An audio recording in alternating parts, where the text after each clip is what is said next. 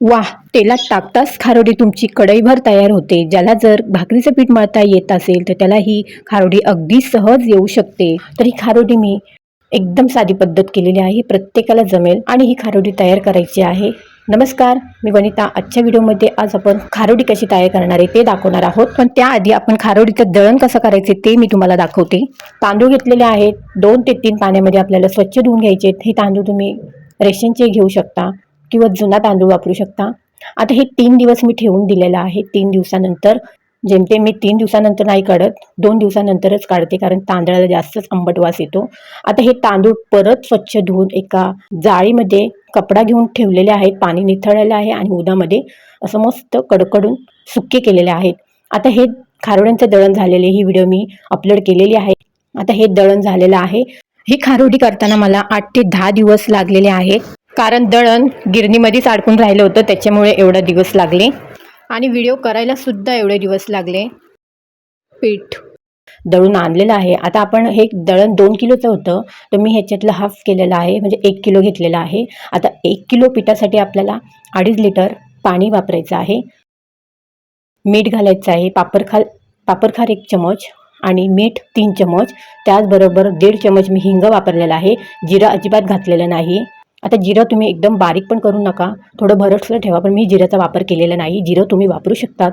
उकळी आलेली आहे. जसं आपण भाकरी करायला पिठाला उकड घेतो त्याचप्रमाणे आपल्याला ह्या पिठाला असं उकड घेऊन ही खारोडी तयार करायची आहे. आता हे पीठ टाकलेलं आहे गरम पाण्यामध्ये.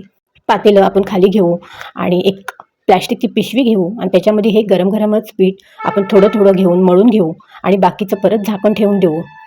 मिक्स करून घ्या. चम्मच जर मोठा नसेल तर लाटणं असेल, लाटण्याचा वापर करा आणि हे पीठ मिक्स करून आपल्याला 10 ते 15 मिनिटासाठी गरम झाकण ठेवून द्यायचं आहे, म्हणजे जेणेकरून आपलं जे बाकीचं पीठ असेल ते शिजल्या जाईल.